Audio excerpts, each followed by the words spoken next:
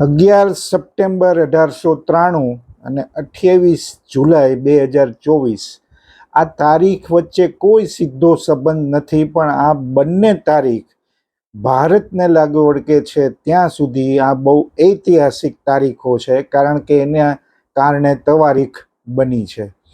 આજે આપણે આ બે તારીખની વાત કરવી છે અને યુનોમાં શરૂ થયેલી મોરારી બાપુની રામકથાની વાત કરવી છે. હું છું કૌશિક મહેતા. કૌશિકના કેલિડોસ્કોપમાં સૌનું સ્વાગત છે અને આ કાર્યક્રમ ગમતો હોય તો લાઈક કરો, સબસ્ક્રાઈબ કરવાનું ભૂલતા નહીં અને બેલ આઇકન જરૂર દબાવજો, જેથી નવા કાર્યક્રમની જાણકારી મળતી રહે.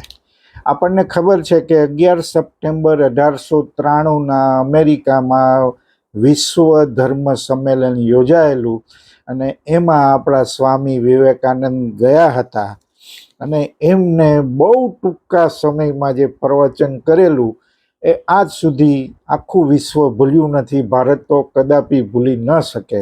My dear American brothers and sisters, આ સંબોધન પછી જે તાળીઓનો ગડગડાટ થયો હતો અને આપણા સનાતન ધર્મનો ઝંડો ત્યાં ફરક્યો હતો અને આખા વિશ્વને ભારતના બંધુભાવ, મૈત્રીભાવ, વસુદેવ કુટુંબકમનો જે આપણો મૂળ વિચાર છે એની રજૂઆત થઈ હતી અને સ્વામી વિવેકાનંદે ભારતનો ડંકો વગાડ્યો હતો અને અમેરિકામાં એમણે ત્યારે ઘણા બધા પ્રવચન કરેલા અને સ્વામી વિવેકાનંદના આખા જીવન વિશે આપણે જાણીએ છીએ કે એમણે શું શું કર્યું. આ 131 વર્ષ પહેલાંની વાત છે, પણ હજી પણ આપણે એ સ્વામી વિવેકાનંદનું પ્રવચન ભૂલી શક્યા નથી. તમે ટૂંકું પ્રવચન વાંચો પણ એની અસર તમને, એનો ઓરા એ પ્રવચનમાં સ્વામીજીનો તમને અનુભવાય એટલું વજનદાર એ પ્રવચન હતું, કારણ કે એમાં આપણી ભારતીય સંસ્કૃતિની વાત હતી. 28/7/2024 યુનોના કાર્યાલયમાં એક એના વિભાગમાં મોરારી બાપુની રામકથા શરૂ થઈ છે. આ પણ એક બહુ મોટી ઘટના છે. આ કોઈ સ્વામી વિવેકાનંદ અને મોરારી બાપુને સરખામણી કરવાની કોઈ ચેષ્ટા નથી, કોઈ ઉપક્રમ નથી, પણ બંને તારીખો બહુ મહત્વની છે, કારણ કે એના પછી તવારીખ સર્જાઈ છે. મોરારી બાપુની રામકથા યુનોના કાર્યાલયમાં ન્યૂયોર્કમાં થાય, એક એનો સભ્યો માટેનો ડાઇનિંગ જે હોલ છે એમાં થાય, એ કોઈ નાની ઘટના નથી. આજ સુધી ત્યાં આવી પ્રકારે કોઈ કથા થઈ નથી. ધર્મગુરુઓ ત્યાં આવ્યા હશે, પ્રવચનો થયા હશે, એ વાત જુદી છે, પણ 9 દિવસીય રામચરિત માનસનું ગાન થયું હોય એવો કોઈ દાખલો નથી, એટલે એની બહુ મહત્વતા છે. આમ પણ યુનોનું આપણે ત્યાં બહુ મોટું મહત્વ છે, કારણ કે યુનો એક એવી સંસ્થા છે કે જે આખા વિશ્વને શાંતિ, મૈત્રી ભાવ, ભૂખમરો દુનિયામાં ન રહે, બીમારી ન ફેલાય એની માટેના પ્રયત્નો કરે છે. એ 1952માં, એટલે કે 71 વર્ષ પહેલાં ન્યૂયોર્કમાં મેનહટનની બાજુમાં આ 17 એકરમાં બનેલું આ યુનોનું વડું મથક છે. આ ઉપરાંત એના 3 મથકો બીજા છે, જીનેવા, વિયેના અને નાઇરોબી. આ યુનોમાં કથા શરૂ થઈ છે ને બહુ સીમિત લોકો માટે, માત્ર 300 લોકો માટે આ કથા શરૂ થઈ છે. તમે વિચારજો કે આ કથાની મંજૂરી કઈ રીતે મળી હશે, કારણ કે યુનોના બધા નિયમો પાળવા અને સૌથી પહેલાં તો મંજૂરી મળવી અને પછી નિયમો પાળવા એ બહુ કપરું કામ છે. પણ આ કથાના જે નિમિત્ત માત્ર યજમાન છે આશીષ ઠક્કર, જે મૂળે આફ્રિકાના જ છે અને આફ્રિકામાં એમણે ઘણી બધી બાપુની એ સિવાયની પણ કથાઓ કરી છે, એ કેટલાય સમયથી આની પાછળ લાગેલા હતા. બાપુએ જ્યારે યુનોની પરિક્રમા કરી હતી, હવાઈ સફર કરી હતી, એની માટે પણ મંજૂરી મળી હતી, જેમ એમણે રશિયામાં ક્રેમલિન કરેલી અને વોશિંગ્ટનમાં વ્હાઇટ હાઉસની કરેલી. ત્યારે લગભગ આ આશીષભાઈ ઠક્કરને આ વિચાર આવેલો હશે અને એમણે બાપુ પાસે મૂકેલો કે યુનોમાં આપણી કથા કેમ ન થાય. એ ઘણા સમયથી આ વાત ચાલતી હતી. એનું કોમ્યુનિકેશન બધું નાઇરોબીમાં પણ એમની ઓફિસ છે, ત્યાંથી પણ થોડી પહેલ પણ કરવામાં આવી હશે. આશીષભાઈ અને એમની ટીમે કેટલા બધા પ્રયત્નો કર્યા હશે, ત્યારે આ મંજૂરી મળી છે.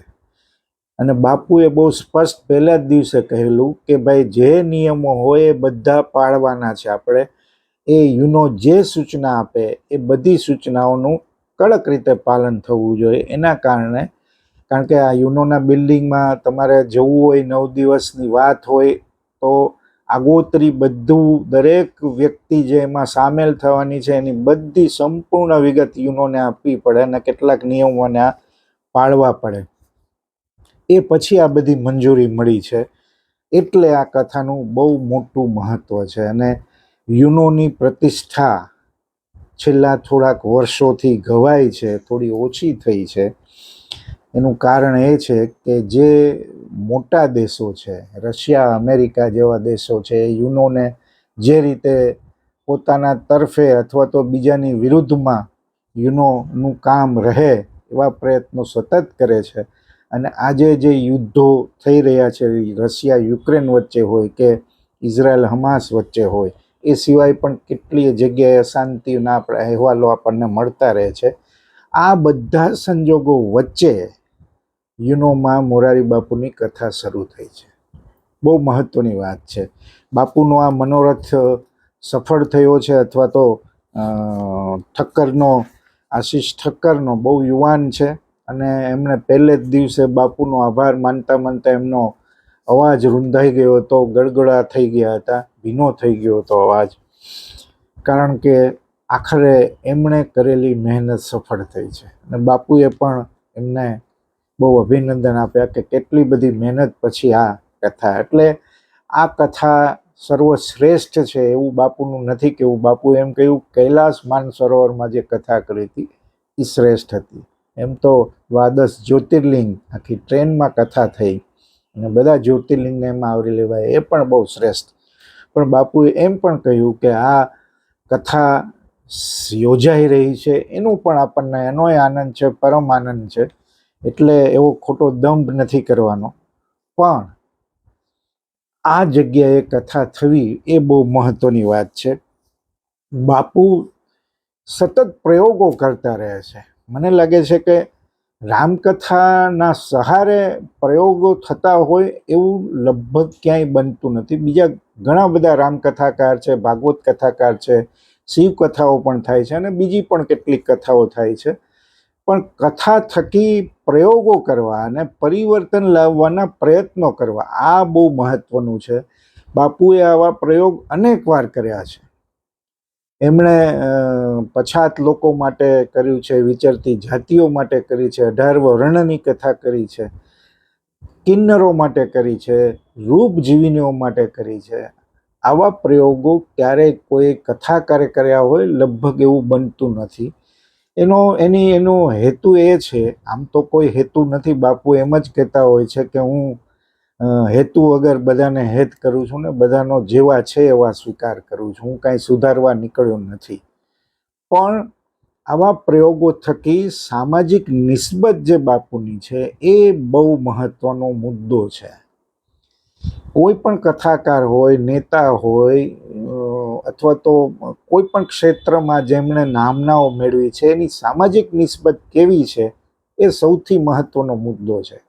કારણ કે આજે જે પરિતાપ આપણે અનુભવીએ છીએ દરેક ક્ષેત્રોમાં, ત્યારે કોઈ સંવેદનાનો લેપ લગાવે, તમને હૂંફ આપે, એ બહુ જરૂરી છે. યુનોના જે મૂળ સિદ્ધાંતો છે એ જ છે કે શાંતિ બની રહે વિશ્વમાં, મૈત્રી ભાવ રહે, કોઈની સંપ્રભુતા ઉપર હુમલો ન થાય, કોઈ આખા વિશ્વમાં ભૂખ્યું ન સૂવે, બીમારીઓ ન ફેલાય, એ માટે જેટલા પ્રયત્નો કરવા જોઈએ એ બધા યુનો દ્વારા થાય છે. યુનોની કેટલીક મર્યાદાઓ પણ આપણે જોઈ છે, એની ટીકાઓ પણ થતી જોઈ છે. ભારતને એમાં જ્યાં જેવું સ્થાન મળવું જોઈએ એવું નથી મળતું, એના કારણો પણ એ આખો જુદો વિષય છે. પણ યુનોનું એક ચોક્કસ મહત્વ છે. યુનોના કારણે કેટલી બધી પ્રવૃત્તિઓ થઈ રહી છે, આખા વિશ્વમાં થઈ રહી છે. એની પણ નોંધ લેવી પડે. આ યુનોનો જે ભાવ છે, એના જે મુખ્ય સિદ્ધાંતો છે અને બાપુના જે સિદ્ધાંતો છે એ લગભગ સરખા છે. બાપુનું મુખ્ય સત્ર છે સત્ય, પ્રેમ અને કરુણા, અને એમણે આ કથાનું નામ જ માનસ વસુદેવ કુટુંબકમ રાખ્યું છે, જે આપણી સંસ્કૃતિના, આપણા શાસ્ત્રોનો મૂળ વિચાર છે. એ જ વિચાર યુનોનો છે. એટલે બાપુએ એનો ઉલ્લેખ પણ કર્યો કે આપણા શાસ્ત્રોએ કેટલા સદીઓ પહેલા આ વિચાર દુનિયાને આપેલો છે. આ બહુ મહત્વનું છે અને એમાં વ્યાસપીઠ એક માધ્યમ બની રહી છે. એટલે આ કથાનું બહુ મોટું મહત્વ છે. બાપુએ તો એમ પણ કહ્યું કે આ યુદ્ધો શા માટે, રશિયા યુક્રેન વચ્ચે, હમાસ ઇઝરાયલ વચ્ચે, બાપુએ તો એવી પણ ઈચ્છા વ્યક્ત કરી કે આ યુદ્ધો જ્યાં જે દેશોમાં થાય છે એની સરહદ પર મને કથા કરવાની જો છૂટ મળે તો મારે કથા કરવી છે. બાપુએ તો પાકિસ્તાન, ભારતનો દુશ્મન દેશ જે ગણાય છે, ત્યાં પણ કથા કરવાનો મનોરથ કર્યો છે. વચ્ચે એક જૈન સાધુઓ કેટલાક એમના ગુરુના જે પાકિસ્તાનમાં એના ગુરુના પગલાંનું મંદિર છે એ સ્થળે જવા માટે મંજૂરી માગીને કેટલાક સાધુઓ અને એની સાથે કેટલાક શ્રાવકોને મંજૂરી મળીને ગયા. ત્યારે પણ બાપુએ એમ કહ્યું કે મારે પણ આ રીતે મારે ત્યાં જઈને કથા કરવી છે, પણ હજી મંજૂરી મળી નથી. એમ તો બાપુએ મક્કા મદીનામાં પણ કથા કરવાની એક ઈચ્છા પોતાની અનેકવાર વ્યક્ત કરી છે. આ રીતે બાપુ આખા વિશ્વમાં સત્ય, પ્રેમ, કરુણાનો જે સંદેશ છે એ ફેલાવવા માંગે છે. એમણે ક્યાં ક્યાં નથી કથા કરી. ભારત દેશમાં તો લગભગ બધા રાજ્યોમાં એમની કથાઓ થઈ છે. શ્રીલંકા, યુએસએમાં કેટલા વર્ષોથી એમની કથાઓ થઈ રહી છે. યુકેમાં, આફ્રિકામાં, કેન્યા, ઓસ્ટ્રેલિયા, ઇઝરાયલ, જાપાન, આ બધા સ્થળોએ બાપુએ કથા કરી છે. વિદેશમાં જ્યારે કથા થાય છે ત્યારે એનો આખો માહોલ જરા જુદો હોય છે, કારણ કે ત્યાંના ગુજરાતીઓ અથવા તો બીજે વસતા, વિદેશ વસતા ગુજરાતીઓ, ભારતમાં વસતા ગુજરાતીઓ, અથવા તો બીજા એમના ફ્લાવર્સ જે બાપુ એમને હવે પારેવા પણ કહે છે, એ બધા ત્યાં એકઠા થાય છે. અને વાત તો સંસ્કારની, મૂળ જે આપણા સંસ્કાર છે એની થાય છે. અને બાપુએ એવી અનેક પ્રવૃત્તિઓ શરૂ કરાવી છે એમના યજમાનો થકી, અને એમની સંપત્તિ સારા માર્ગે ખર્ચાય, શાંતિનો સંદેશ ફેલાય, ભાઈચારાનો સંદેશ ફેલાય, ગરીબોને ઉન્નતિ માટેના પ્રયત્નો થાય, એવા કેટલાય કિસ્સાઓ આપણે વર્ણવી શકીએ એવી સ્થિતિમાં છીએ. આ રીતે બાપુની કથા બહુ મહત્વની છે. અને એમણે જ્યારે યુનોની પરિક્રમાનો ભાવ વ્યક્ત કરેલો અને પછી પરિક્રમા કરી ત્યારે પણ એમને વિચાર આવ્યો હતો કે યુનોની દિવાલ ઉપર પ્રેમ દેવો ભવ કેમ ન લખાય. અને આજે કથા શરૂ થઈ છે એના બેકડ્રોપમાં પ્રેમ દેવો ભવ લખાયું છે. આ બહુ મહત્વની વાત છે. આ રીતે આ કથાને જોવું જોઈએ. અને જ્યારે કથાની શરૂઆત થઈ ત્યારે ટીકાભાઈ આફ્રિકાના એ પણ યજમાન, એમણે પણ બાપુની ઘણી કથા કરી છે. એમણે બહુ સરસ વાત કરી કે આપણે આ 300 જણા જે ભેગા થયા છીએ એને એવું જે ડિસિપ્લિન, એ નિયમો જે પાળવા માટે આપણે બંધાયેલા છીએ બરાબર પાળવા જોઈએ.